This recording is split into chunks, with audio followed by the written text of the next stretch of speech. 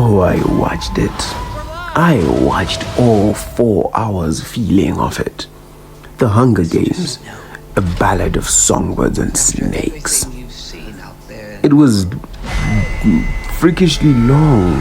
Oh my goodness. The tale follows.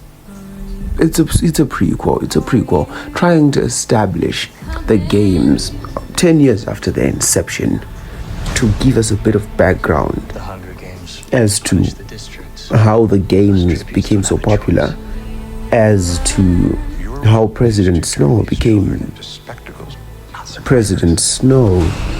Movie is unnecessary.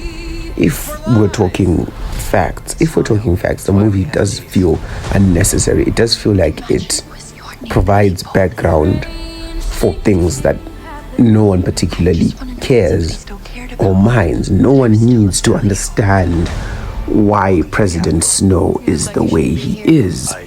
No one necessarily needs to understand where Katniss's freedom and redemption song came from. No one really cares.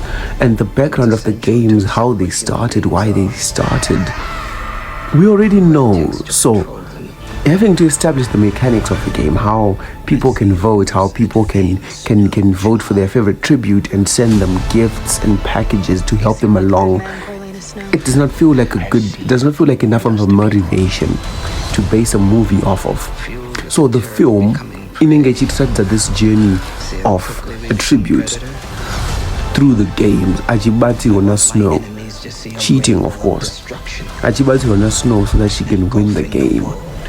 And by the time she wins, you're not invested in her. It's gritty, yes. It's messy, yes. But that's what the games are.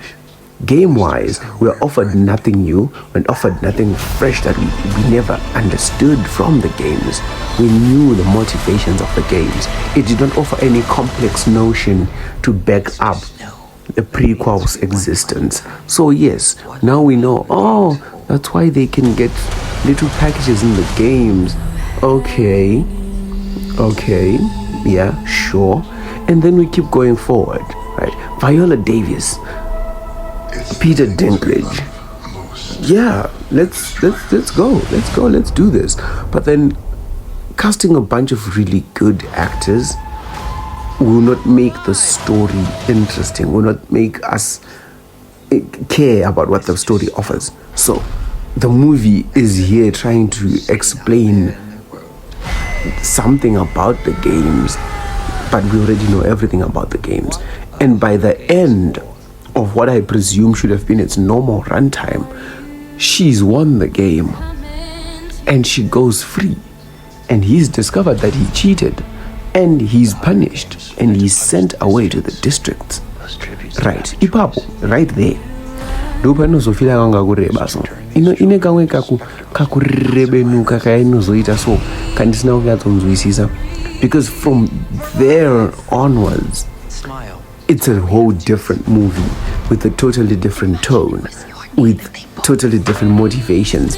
Now we established him as being this guy who was good, who helped his tribute win the game.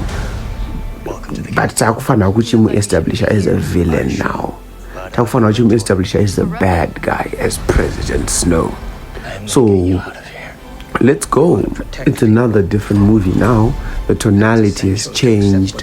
It feels like things are just happening and you don't necessarily care, because like I always say about prequels, you're trying to explain something that I already know.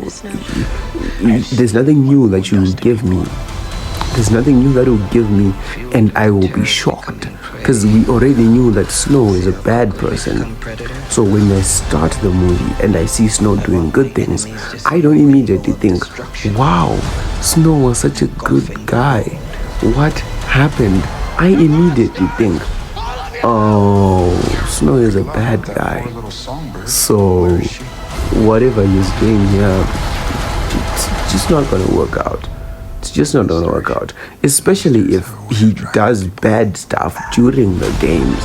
So you already see bits and pieces of hints And then they give us another movie for the last, I don't know, it felt like a 4-hour movie.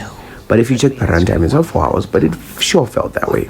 So here we are with the bloated and overly drawn out story that achieves nothing but bore me with small details that I already saw Hunger Games, or that explains details that are, quite frankly, unimportant to the major storyline to justify the making of this film. We could have done without it, but once we got it, I truly believe they could have done better with the storytelling to make it a bit more compelling and a little less overly drawn out.